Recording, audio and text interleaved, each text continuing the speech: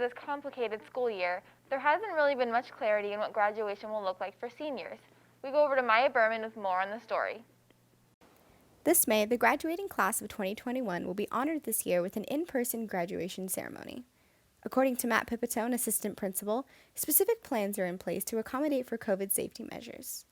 So for graduation this year, it will definitely be on May 28th at 7 p.m. in Hanson Field. Okay? And we will be doing a live stream of the event so that families can watch it from home or from wherever they have an internet connection. To encourage social distancing and to keep guests and graduates safe, there will be a 25% capacity allowed in the stadium. Currently, there are 2 tickets for each graduate guaranteed. However, this may change in the future, possibly allowing to 4 tickets for each graduate. Right, so we're down to right now 25% capacity in the stadium is what we have to be restricted to. According to Superintendent Jess Bourgeon, there is a Plan B in the event county regulations change due to COVID. Here in the district, all the sites are working with their own communities to talk about an on-site graduation event. We hope that we get notification from the county we can have an in-person graduation in our stadiums. If for some reason that wasn't able to happen, a graduation ceremony, we would do some other event like we did last year. I think as long as we're able to still have classes indoors, we're going to be able to have seniors in the stadium to be able to walk across the stage. Plans for graduation could change up until actual graduation day. At Tuesday's board meeting, the RJUHSD board proposed the implementation of a full day with 80-minute periods and an on-campus lunch.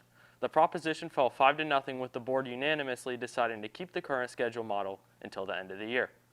And now we go over to Kobe Estrada with sports.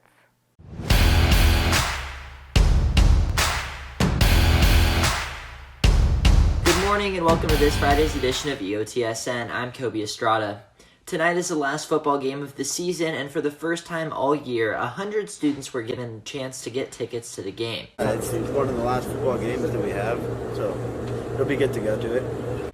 Tonight's game is also the senior night for the football players, cheerleaders, and dance team.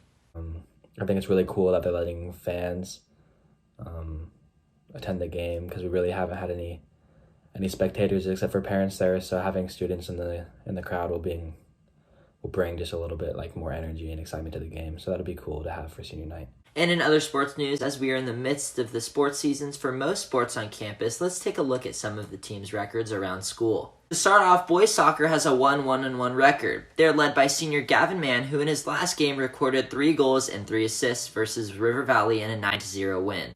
Following boys soccer is girls soccer, where they currently sit at a 1-2 record, led by senior Lulu Wilson. This year, softball has a roster with more than 6 college commits on their team. As of Wednesday, they sit at a 4-3 record. Also, as of Wednesday, baseball sits at a 6-4 record, led by star baseball player Josh Alger.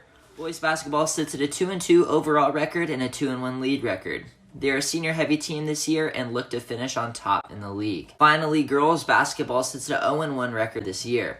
They had to forfeit their first game versus Wood Creek due to the amount of players on the team. And in other sports news, on Monday, both tennis and boys and girls volleyball have their first matches of the season. And that's on your home for Roseville High School sports, top plays, breakdowns, and more. I, the Tiger Sports Network, EOTSN. And now we go over to entertainment. I'm Isabella Foley. Farcry 6 was set for release in February of this year, but has since been delayed due to Ubisoft Toronto wanting more time to perfect it. Farcry 6 will follow the dictatorship of a Caribbean island simmering with revolutionary tension. It is the 6th installment in the popular franchise. According to Microsoft Store, the game is set for release on May 23rd, but an official release date from Ubisoft has yet to be announced. Far Cry games 4 and 5 did really well at launch, so the pressure is on for Far Cry 6 to hold up to its standard. I just hope the delay is worth it. In other entertainment news, Rocket League Season 3 is out and includes new maps, some redesigns, and a trading system. And as always, you can buy Rocket Pass for 1,000 credits, and you'll even get a new car upon purchase. Rocket League Season 3 started on April 7th and will continue until August 11th. And now we go back to news. Thanks, Isabella. Band has been very different this year. We go to Brody Bucher with more on the story. Band, like all classes, are changing the way they operate to keep up with COVID protocol. However, it is harder for some classes to adjust than others. Teacher and band instructor Michael Austin has found new ways to keep the music alive and staying COVID safe. We've definitely had to spread things out in the classroom. I'm in one of those classes that isn't really like the best for spreading things out just because it's like pizza shaped. So we do most of our stuff outside, so we're able to spread out a lot outside. We also use special masks and bags. So we have special masks that have slits in the middle so that we don't have to take our masks off, and they can just slit their mouthpiece right in and still play.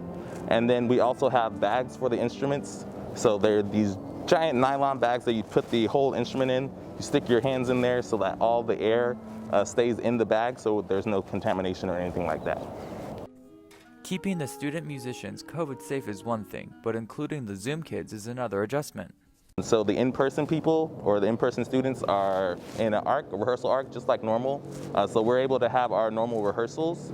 And then the online people, they are able to join in on those rehearsals through Zoom. So I have my laptop set up right in front of me, and I can conduct for them. So they see me at home. So essentially it's like we're having our own little practice sesh. So they see me conducting, and they are able to hear the band, and they're able to follow along with their headphones.